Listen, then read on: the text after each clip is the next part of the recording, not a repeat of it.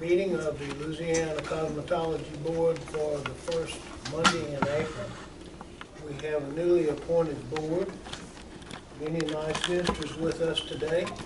I will introduce Ms. Sherry Morris, who is the attorney for the board, and ask that she swear the board in. Okay. Good morning. I'm going to ask the board members to stand and raise your right hand.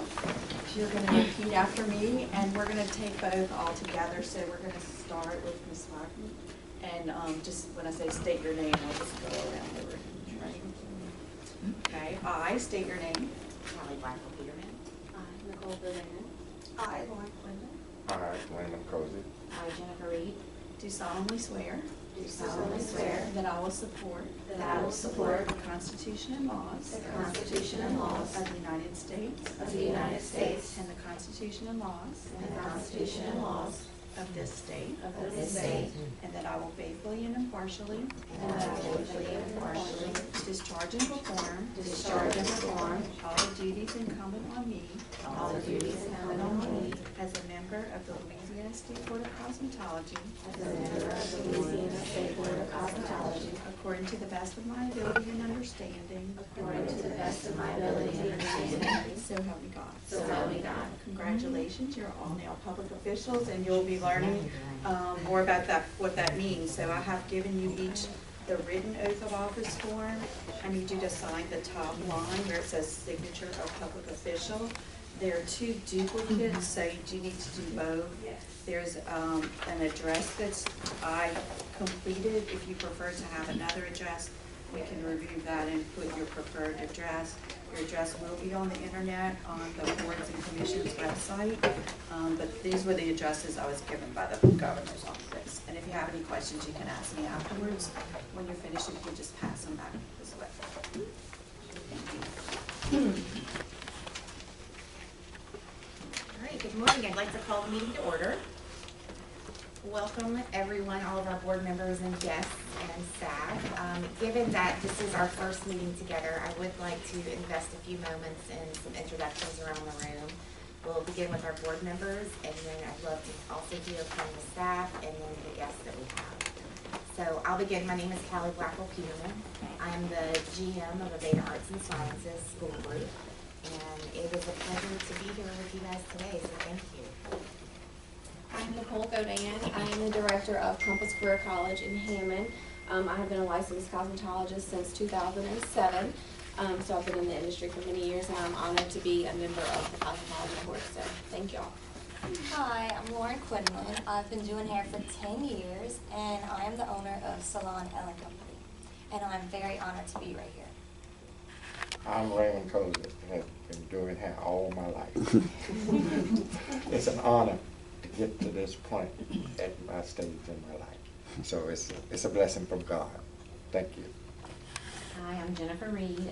I'm a school owner, Louisiana Academy of Beauty, a salon owner. I've been in the industry 30 years, and I was basically born in the industry, so I'm honored to be here. Thank you. I'm Tasha Butler. I'm the assistant director here. Well, my name is Steve Young. I never played football except at Bunkie High School, so don't get that mixed up. But I'm the director, have been here for since 1957 forward, so I'm glad to meet everybody. And if there are any questions you have, just let me know and I'll try to answer them for you. Hi, I'm Elena. I'm with Stellar. I'm Keisha Barra. I'm with Stellar. And I'm Sissy Guidry from Stage 1, the hair school. Priscilla Morcell with Omega Institute of Cosmetology. Fallon Hoggett, Omega Institute of Cosmetology. Kevin Hand, Denham Springs Beauty College. Franklin Senior, Denham Springs Beauty College. Erica M. Sparks, Headliners NOLA. Anissa Parks, Headliners NOLA. Jeff Delahousie here with Lauren. Jan Delahousie with Lauren. Grant Quinlan here with Lauren. Robert Burns, Sound Off, Louisiana. Randy Wagley, Avery James, College. Good morning, Andrea Cozy, Ray J's College of Hair. Q1 Wade, I'm the compliance investigator for the Board of Cosmetology. Deborah Johnson, supervisor here. Kelsey Luckett, I'm the board prosecutor. Kimberly Lawrence, the celebrity of Paul Mitchell Franchise School. Thank you. Would any of the board members like to lead us in an invocation? The Lord is my shepherd, I shall not want. But he maketh me to lie down in green pastures. He restores my soul. But he leadeth me in the paths of righteousness for his name's sake. Yea, though I walk through the valley of the shadow of death, I will fear no evil, for thou art with me. That rod and that staff that comfort me, that prepare a place before me. In the presence of our enemy, I share all my talent. Dear God, thank you for this day. Thank you for this board here. Thank you for the guests that we have here. Let us be able to judge and speak clearly. Let us be able to deal with our problems in this state. And then thank you for our governor. Bless it in your holy name. I pray for these blessings. Amen. Okay, we will have the roll call, please. Callie Peterman, Present. Jill Abair, absent. Michael Anderson, absent. Jennifer Reed, Present. Raymond Posey, Present. Lauren Quinlan, Present. Nicole Godin. Present. 5 board members present, 2 absent, and there is a quorum. Thank you.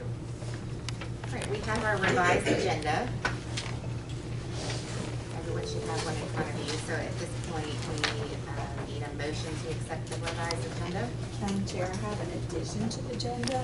I met with an esthetician who arrived at my office on Thursday, Ms. Claudia Duke, and she has a request to be able to sit for the manicuring exam.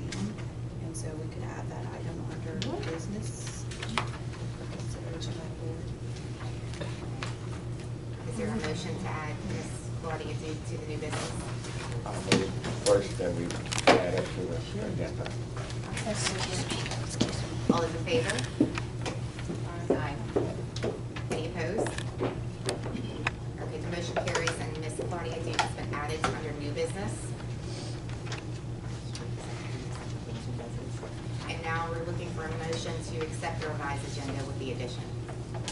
I'm making a motion to accept the new agenda with the revision made. And all those in favor? Any opposed? The motion carries and the agenda is accepted. Okay, we all received March 4th board meeting minutes. So we're looking for a motion to accept those minutes. I second. And all those in favor of accepting minutes? Any opposed? Thank you.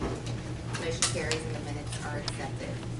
All right, moving into schools. The first school is Celebrity Stylist. All right, we have Miss Kimberly Lawrence here. We saw her last month in reference to change of location for her school. The previous board wanted her to add additional classroom space, so she's here with her updated plans and to talk on her behalf. If you don't have any plans, I need it, but I only brought one. That's fine. We're currently located in Lsbc Shopping Center. The proposed plan now will be for us to be moving to Conway Mall.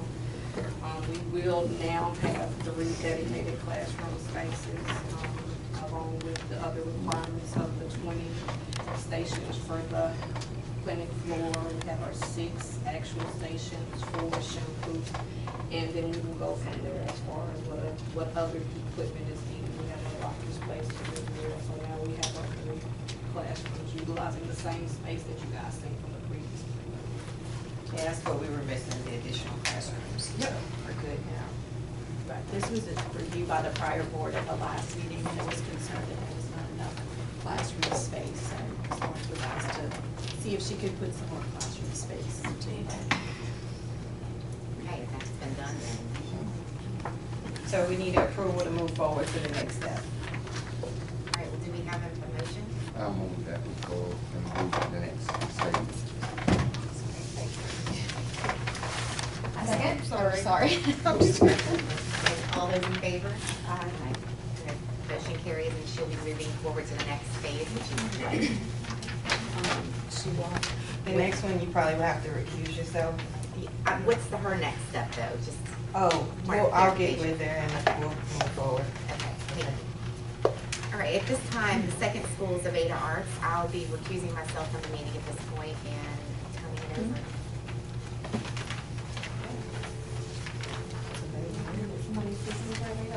She's not here. I'm speaking on her behalf. She's on vacation. But they want to add the alternative hair design program, the 600-hour program. The curriculum is in the packet. We just need approval for that. To all of their locations. Everybody has had a chance to look over this already. I'm look over it. Did anyone notice anything they have questions about? No question. I move that we go to the next stage with her. I think the program would be ideal and needed for the next stage. I agree. Do you have a second to this motion? All in favor say aye. Aye. Thank you. That's it for me. Any opposed? Do you want me to go grab her? Please, thank you. Totally said no. Thanks, Aaron. Sorry. Thank you.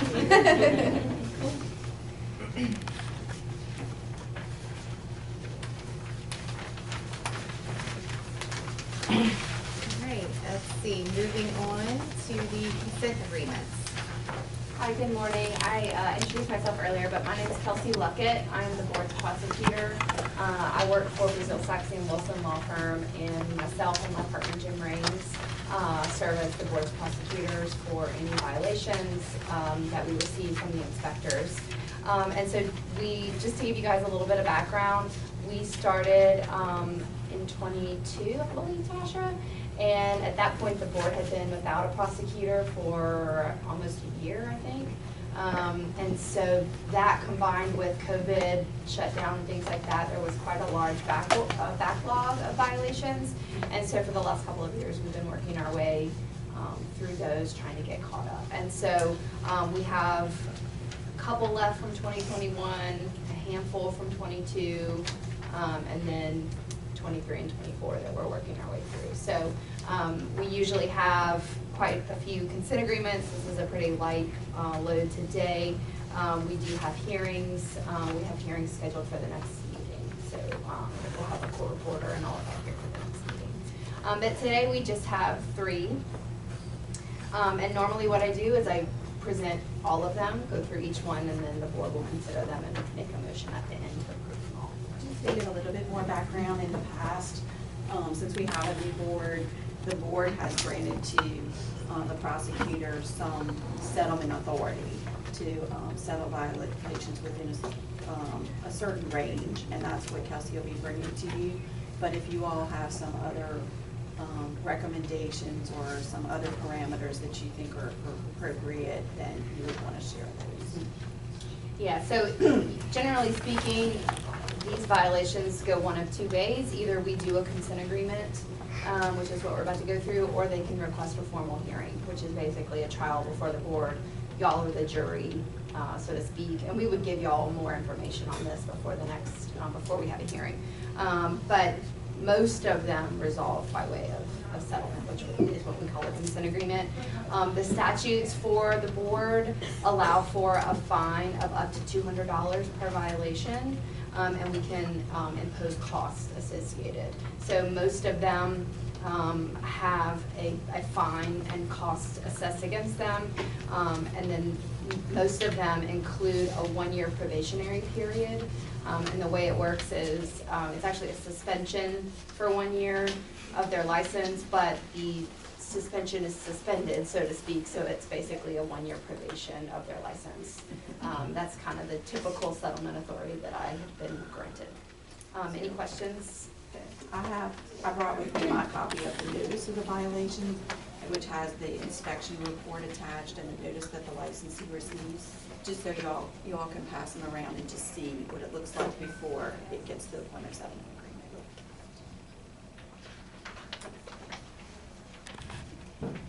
So I'll go ahead and present them, and like I said, I usually just kind of go through all of them, and then the board asks questions or makes a motion to approve. So I'll do that, but if at any time if y'all want me to stop, I'm happy to do that. So the first one is a violation from December 16th of 2020. The individual is Lauren Knobloch. She has a makeup permit issued by the board, and Sherry, maybe you can give a little bit more color to this, but we don't have makeup permits anymore. But at the time she got hers, we did, and then we did away with them, but they were grandfathered in, the people who already had them. Anything you want to add on that, Sherry? That's pretty much it? Okay. So, so she has a makeup permit, but no other license issued by the board, and she was, during the time of the inspection, found to be performing aesthetic services, specifically lash tinting, which is not allowed under her makeup permit. You would have to have an aesthetic license for that. And so she was found to have violated the statutes that disallow providing services without a license. So she agreed to a $200 fine plus $350 in costs, which is a total of $550. And she has paid those costs. I have them here, and she has signed the consent agreement. And then you'll see on the agenda, there's B and C, Dawn's Nails, and then Trang Nguyen. And what we do is, if there's a violation inside of a salon, the salon owner is disciplined on their own, their license is disciplined, and the license of the salon is disciplined, because they're two different licenses, because the board licenses individuals and facilities. And so these two go together. The owner of Dawn's Nails is Mr. Nguyen. And so there's two consent agreements, one for Mr. Nguyen individually, and then one for Dawn's Nails. And so this is a violation from 2023, June 27th of 2023.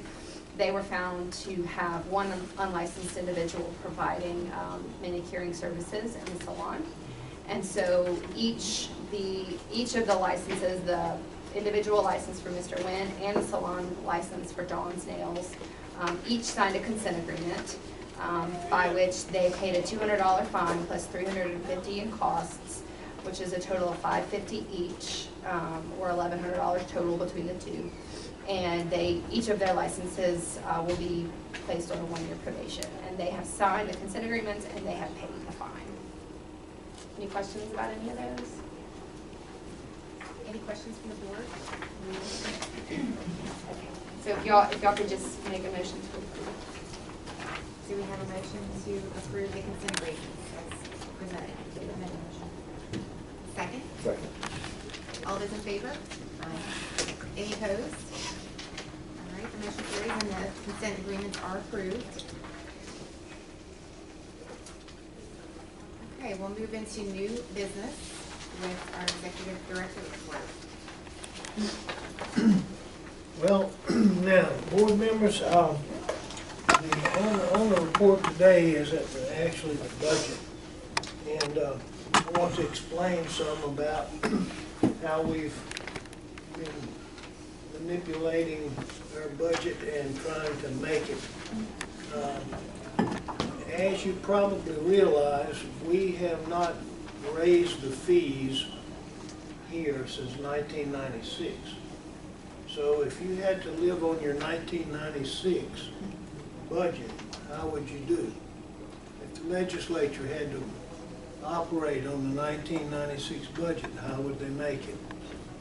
But what we are doing is each year we are trying to make it through the year, and so we're not buying things, we are not fixing things, we are just trying to stay even and make it. So the budget that you see here today is only $24,000 higher than the budget we had for '24, and that is probably just for inflation or maybe some raises in civil service pay for our employees.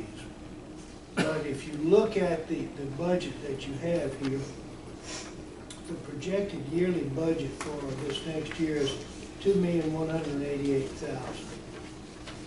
Now, the actual for '23 was, the actual spent was $1,896,241. And it's probably going to be under the 2 million, but we do have some things in the budget there in case we do have a substantial crisis and have to fix anything or buy something. But as you look through, if you look on the page 4, you will see that the income from all of the fees are listed. The total operating expenses, the employees, and so the total down the bottom for all is $2,187,712, or $24,000 higher than the one last year. And we're looking at the summary of the fund balance at the bottom, and we're looking at a fund balance of about $787,588 for the end of this coming year.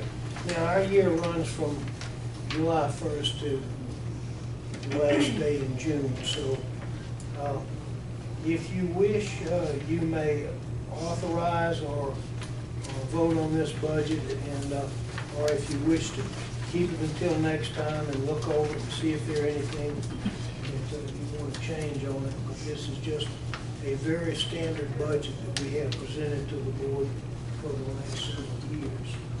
And hopefully at some point, it won't be this year again, because we have no bills up to raise our fees, but certainly we do need to have a raise in our fees, and that does take legislation. And so if you want to study that a moment and ask any questions.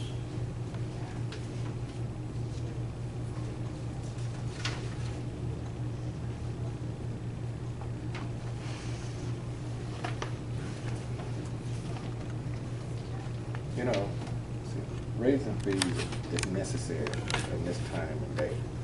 How much do this board needs? When I need something, I go to my CPA. They're gonna tell me how much I need, or how much I have. How much do you need? Well, I mean, it's just a matter of possibly raising our fees by $10. That's it? And, yeah, for the time being, and then in 3 or 4 years, 5 years, maybe raise it to another 10, but $10. Why? And you see, that would make it 35 for, and that's not even a good tip anymore. But I think that the barber board, for their fees, are getting 40 now for their license. It's actually 25. Steve. It's more. Their fees are a lot more. Yeah. It's 50 and 95. And why put a bandage on it? Just ask for what we Just need. go ahead and rent it No bandage, it's just. I want 10 in and 10 later. Let's get it done. Yeah, well, that takes someone to go to their legislator, present the legislation, and have it presented in the legislature. So, and so far we've not been successful. They've not passed it, and there's always someone that calls their legislator and says they can't afford $10, and for some reason that's been bad on us. But they're going to have to afford it. But The last time that it was presented was when? It was recent, wasn't it? well, it's been presented several times. It just was not passed. Last legislation we tried. Yeah. And, hey folks, so, An increase was presented in 2009 to double the fee from 25 to 50, and then there have been since 2009 maybe 5 more attempts to go to the legislature with lesser increases. And Well, I think we should put it in. I think we might get it. This is a new board. This is a new situation. And we know the cost of living is going up. They know that too. hopefully at the next legislature, we'll be able to do that. Maybe this board will be able to help, you know, Yeah. with their senators and Yeah. representatives. What's the timing of that? I just have a suggestion. We have someone, first time probably ever in a long time, that sits on our board that has current campus career. Don't you guys have massage therapy? No. You don't? No. Well, other boards like massage therapy, their fees are, I believe, like $100. So if we would go to the board and do the $10 increase until we meet the equal amounts to the other boards, Right. that we would create a cap off, that we could do an increase gradually till we meet the cap off. Not necessarily just go in and say we're doubling or we're going to $100, but taking a slow increase until we meet another board's. Put that in legislation. Yes. Until we meet the cap off to another industry that's equal to what we're doing here. And the next opportunity to do that, I know we Well, right now they're in session, they are scheduled to adjourn early. There, I don't believe is a hard deadline to file legislation, but the ability to get legislation through the process and the number of days left is somewhat limited. But I don't know that it's impossible if it was like filed today, but we're in that window, and then the next session is supposed to be a constitutional amendments, and so the next regular session would be about this time next year, October, March. Well, could we You'll do that have window? time to work on it. That'd be a good time. Do you know when it closes, the date? Right, they're in session right now. All the bills have been filed. The legislators have the ability to each file 5 bills after the pre-filing deadline. Okay. So there were bills filed last week. Anything that's filed, they said passed last week, is in jeopardy of not maybe making it through the process, but it just depends. So it would have to be immediately if you're gonna take any action this session. Is that part of your, is that your job to write the legislational, I guess, submission? Okay, so if we had somebody to help us on the back end to be able to write this, to submit it to you to look over verbiage, would that be acceptable? If the board, if that's what the board wishes to do. So we'd have to come through the next board meeting with verbiage to be able to be approved by the board before we would submit it? By the next board meeting. It would be too late. So how could we, what would be a solution between now and then to be able to get that moving?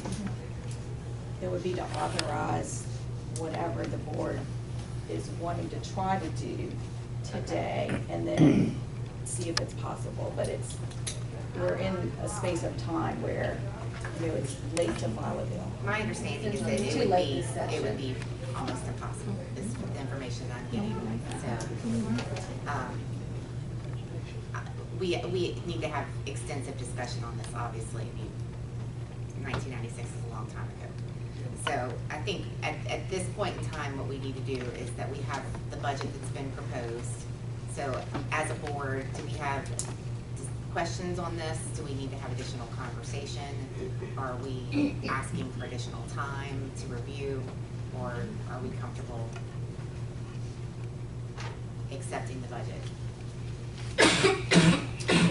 Personally, I'm comfortable accepting this budget. I think we do need to make sure that we don't miss the deadline for the next legislation. Make sure we're prepared and ready with the appropriate information and verbiage so that we make sure it happens next time. So are you making a motion? So I make a accept? motion to accept this budget. A second. All those in favor of accepting the budget? Aye. Any opposed? All right, anything additional? Only what I would just like to tell you is that we are, I mean, fairly well caught up on all testing.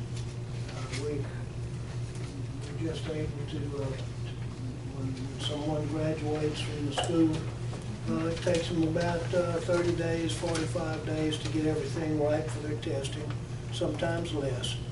But we don't have any backlog, and everything seems to be running very smooth. We don't necessarily have any problems, so I don't have anything bad to tell you, and that's always good. But just like to welcome you and say thank you, and look forward to some progress. That's true. Thank you.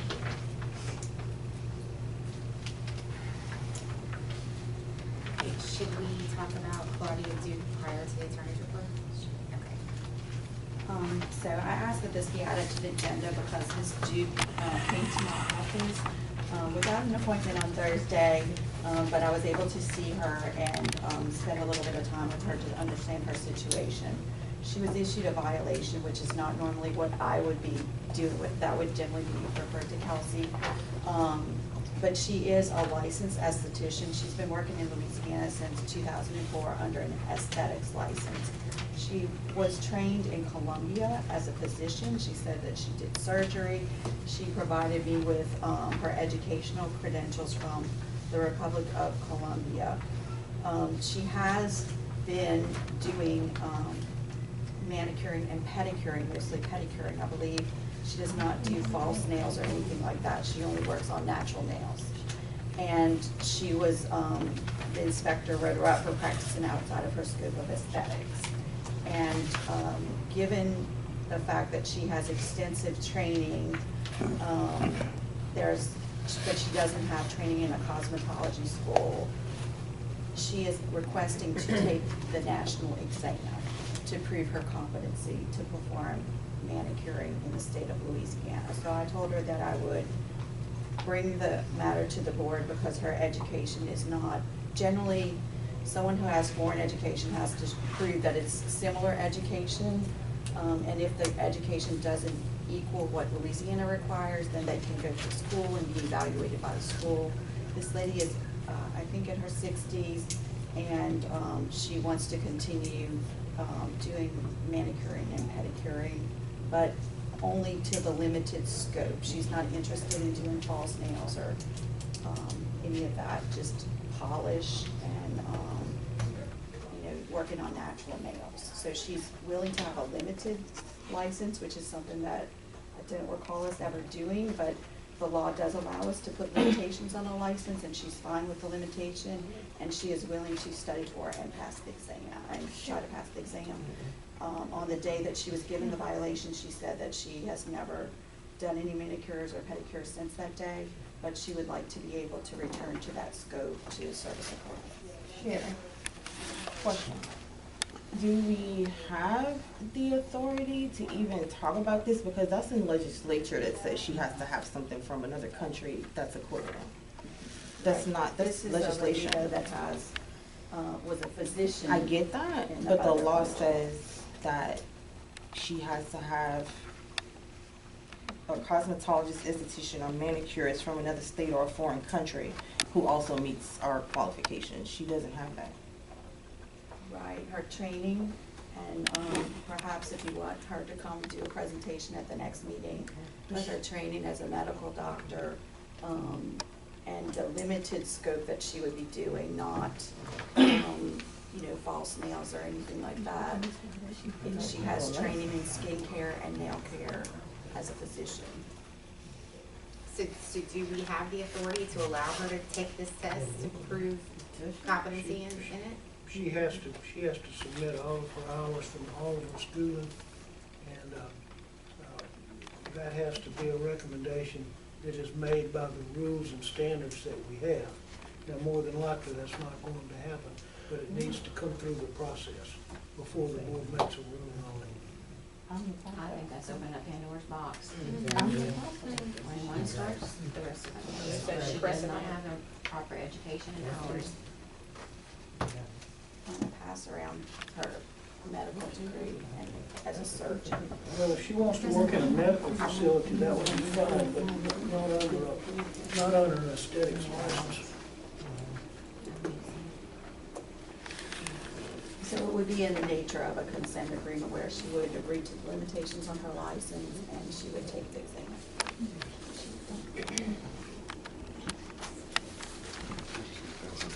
But she doesn't have the license, so there's no limitations. You could go to a license. If she passed the exam, she would get a limited license. She does have an aesthetics license, and it's in good standing with the violation. It's 2008. She has an aesthetics license with the state of Louisiana. Yes, that's my understanding. And that allows her to do aesthetics.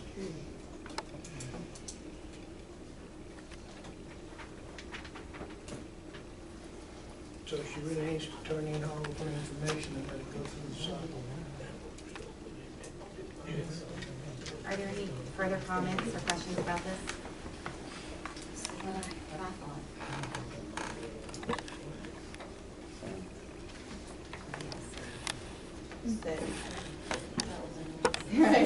Right, so no approval of it. I told her I would present it, she couldn't be here today, but I told her I would present the information to the board, so I will advise her that it was not approved, her request.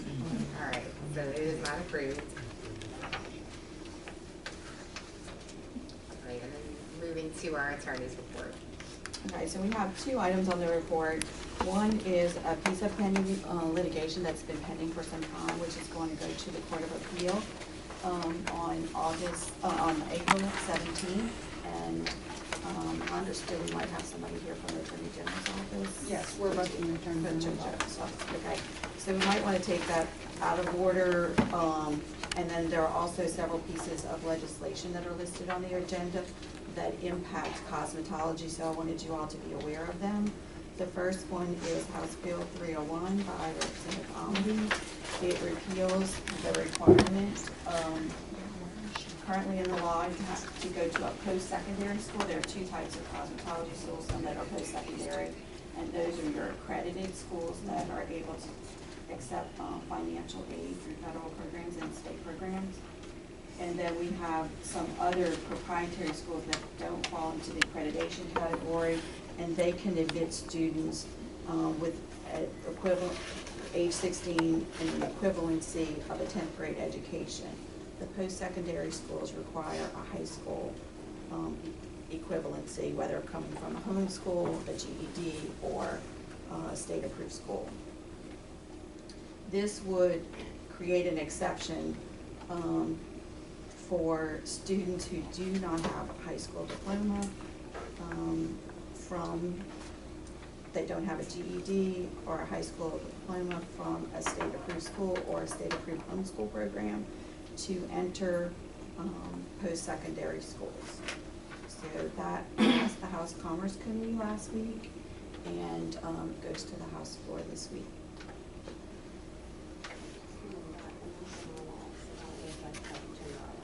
It would change cosmetology law. Similar equivalencies are in other licensing laws, but this is being put in cosmetology law and not in those other laws. Are you going for that, Sherry? Are you going to speak on behalf of them? I was not instructed by the board either way, so if the board wants to provide information. So typically, what's the process then? Okay, so the board can only provide information to the legislature. The board can't really advocate as a public agency for any piece of legislation, either for or against. But if the board wanted to present information to the legislature, they could authorize a member of their staff or myself, a contractor or a member of their staff to do so. Okay. So you feel that that's needed here? I don't know what the accreditation standards are, or if this, the schools that are accredited might know of some information why the law is the way it is, and whether or not a change in the law would affect the programs. It's not something I'm familiar with. If this is to pass, could you as a board possibly add a regulation that they would have to take some type of entrance test, like a competency test for math and English, to make sure that they would be competent to the information presented through our schools? Like, if this is to pass, that they don't have to have a high school diploma or whatever, could we as an industry commit to saying they have to at least be able to pass a test of, I don't know, some schools do like entrance tests of questions of 50 and you have to get at least 17 correct in order to enroll. Could we, you as a board implement something like that? That's at the school level. Right, the schools could elect to have that. The school could have that policy. Okay, that could be an individual thing. Yeah. Okay. Yes. And it probably has to be approved by your accreditation standards. No financial aid is probably gonna be connected to it. No, not at So all. I think we all pretty much know that. So Right. restricted cash. It would be, yes. Yeah. So, Okay, so that's gonna include legislation. That basically means you're gonna be accepted diploma now. Right. Yep. I mean, that's just really what it amounts to.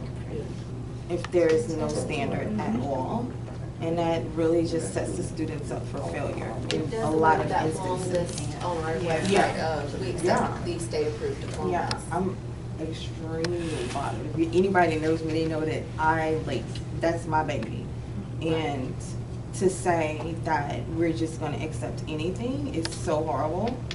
Like, certain people will just put the signature on it and say, here's your diploma. yeah, Yeah. yeah, they're saying that you can say, oh, my kid who didn't do well or wasn't qualified to graduate from high school by regular, Louisiana standards, I can go and register with the state and say that my kid graduated from the School of Kiwan and can go to cosmetology school. Yeah, but they can't get into a regular proprietary for your university off of those standards are 2 year.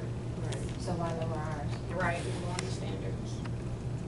So then, in terms of the board providing information, what information would we be presenting if we can't advocate for or against? Just what the standards are now And the reason for the and standards? the The reason that this standards. legislation, I believe, was filed is because the staff regularly receives requests from schools Yeah. to look at credentials presented by students, and there are a lot that do not, I don't know that it's a lot, but there's a certain percentage that do not meet the requirement. Yeah.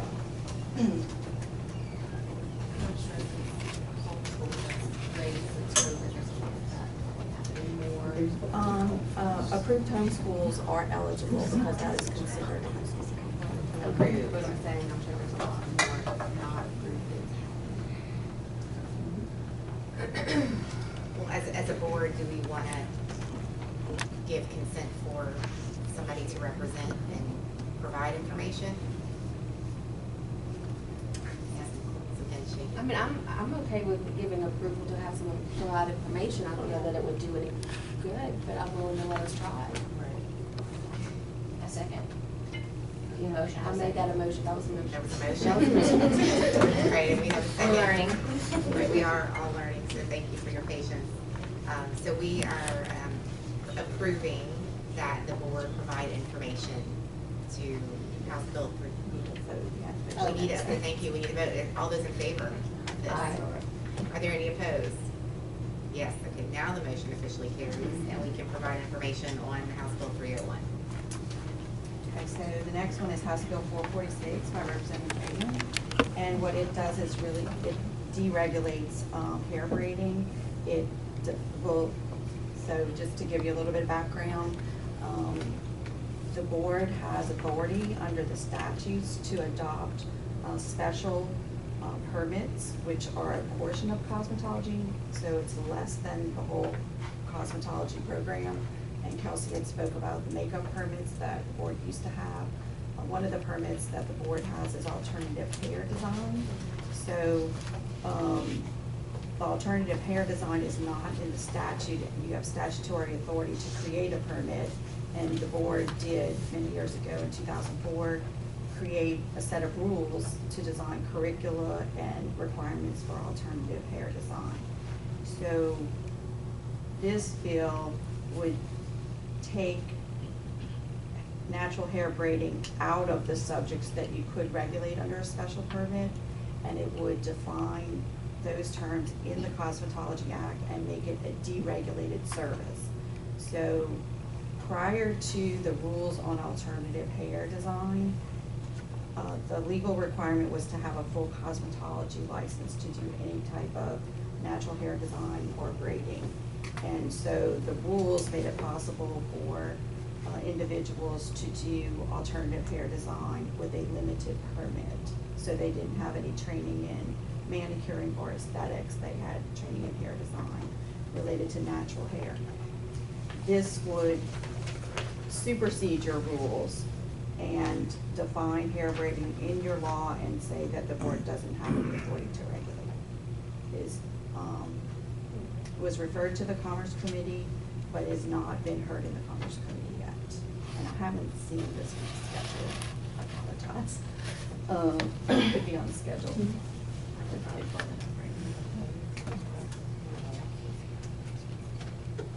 So it would remove. It would remove hair from your jurisdiction, pretty much, but it would do so in your act. It would define natural hair braiding within your act and say it's not regulated. So it kind of carves it out of the definition of cosmetology. It's a little awkward the way the bill is designed, but it really would take it out of the definition of cosmetology and invest.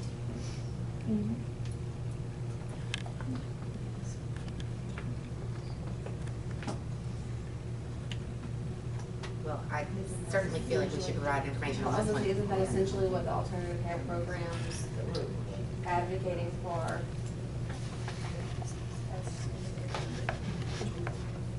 What'd you say? Like hair braiding is the alternative.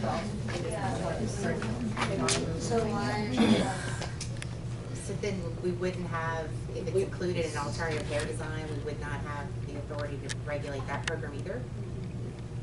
So basically, they're doing away that program. Way concerning the Yes. test, Period. you wouldn't need it to be licensed to perform. Okay. Sorry, yeah. Mr. Steve has a question.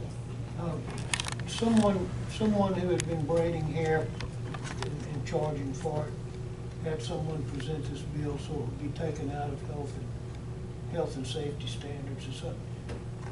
It is under health and safety regulation now. And once you take it out, it's not under health and safety regulation. So that's the point. And I really do not think that if this is taken to the Black Caucus and they realize what's happening here, it would make a difference. And so I really don't think that it needs to be taken away from health and safety standards.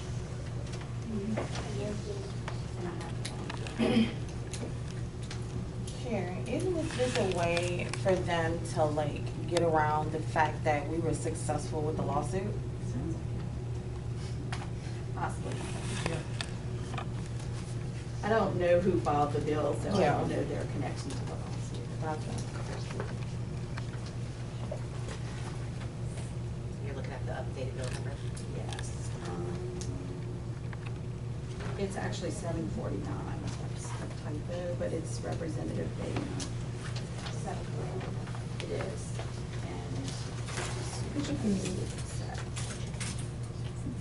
And it doesn't say it's set for hearing yet, so. This was referred to. So historically, when bills of this nature come before us and prevent, it's possible for public safety concern, the board, what has the board done? Gone and presented information why it's? Sometimes, a board member or staff member would contact the author of the bill to give them some information to make sure that they understand this could have been filed pursuant to a request of a constituent that might not understand what is and isn't regulated, and try to provide the information through that vehicle first. And if that's not successful, then it goes to a committee hearing. This would go to the House Commerce Committee, then present the information to the committee that would vote on whether or not the bill goes to the floor. And then, if not successful there, provide information in the form of kind of a handout to the House of Representative members. And then same thing on the Senate side, Senate Commerce, Senate Floor. And I do plan on being at that Commerce Committee. Okay. So then, at this point, we're looking for board authority to maybe reach out as that first step and provide information to the author in case they didn't have all the information. Would that be a good first step for us? Does anybody have any board members another suggestion?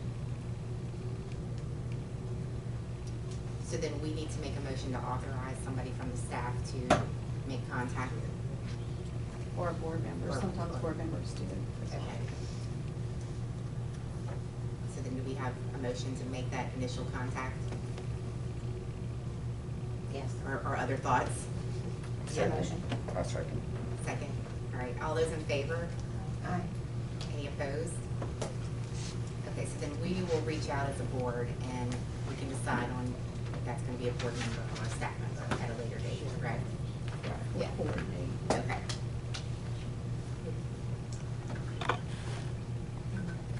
the last piece of legislation relative to cosmetology that was also pre-filed is by Representative Bam. It's House Concurrent Resolution 2. It kind of concerns the same subject matter, but it is a suspension. It's a measure to suspend the board's rules relative to special permits on alternative hair design.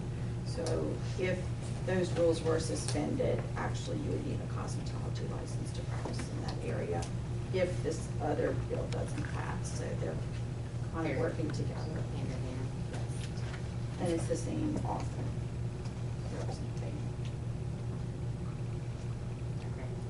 Okay. So that we can essentially treat our strategy the same with these two. Same author, so it's the same person.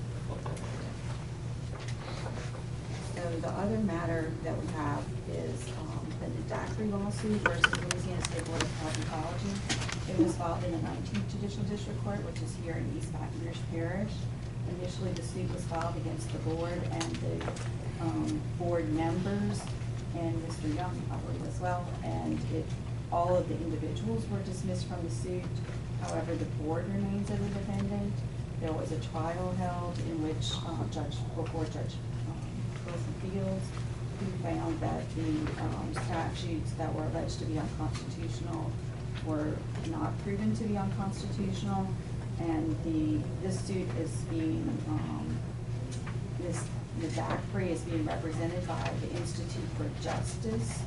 She is a person who has performed braiding services in Louisiana without an alternative hair permit. She does have training in another country and perhaps would qualify if she went through the process to submit that to the board. And I think she did actually begin the process, but she didn't. Her application was returned because it was incomplete on several occasions, and so she did not ultimately get a permit. But she joined some other plaintiffs in the suit. There were initially 3 plaintiffs, but she is the only remaining plaintiff. The Institute for Justice has appealed the trial court's decision, and that will be heard, is scheduled to be heard by the First Circuit Court of Appeal on April 17th, 2024, which is only 2 weeks away. And because the constitutionality of statutes are challenged, the Attorney General's office is monitoring the case and has participated in the case, and we have representatives from the Attorney General's office. Just as you all are a new board, we have a new Attorney General of recent, and so they are here to address that because you would need to discuss strategy concerning the pending litigation. The open meetings law does allow you to go into executive session to discuss litigation, but that will require a vote of the board with 2/3 approval of the members present. So you're here now to speak with us. They are here now. Yes. I don't know if they have anything to add at this point. No. So an executive session would be where only the board members and legal counsel are present and any staff that it was necessary to address the issue, so all the public members would have to leave the room. And then if you were going to vote to take any action with respect to this item, you would return to open session to take any action. So it's the last item on the agenda unless you have some announcements or public comments. Okay, so then, do we need to go into executive session? That's up to Yes. the board. Okay, well, so let's just hold a moment. Were there any additional questions or anything since this is the last item on the agenda? I have one question. I have a lot of people that are prospective students that are trying to transfer their licenses now from the state of Texas to Louisiana. Their hours now in Texas for Cosmos to actually get their licenses 1,000 hours versus our 1,500. So what are we going to do about that, or what's the solution? Because their educational process does not equate what we have in place anymore. Lots of states don't, and there's really pretty much, it's kind of contradictory in the law, but basically it boils down to we do license for license. Gotcha, okay. So even though they literally took 500 hours away, okay, we still accept it. But like with Texas, what they would do is they would transfer the license, but they would have to also take the national exam because, you know, Texas doesn't give the NIC. Gotcha, okay, thank you. You're welcome. Okay, any additional questions, comments? So we need a motion to move into executive session. Make a motion to move into executive session. Second, all those in favor? Aye. Any opposed? As far as a roll call vote, We take all of it. Captain Peterman? Jennifer Reed? yes. Raymond Toles? Lauren Quinlan? Nicole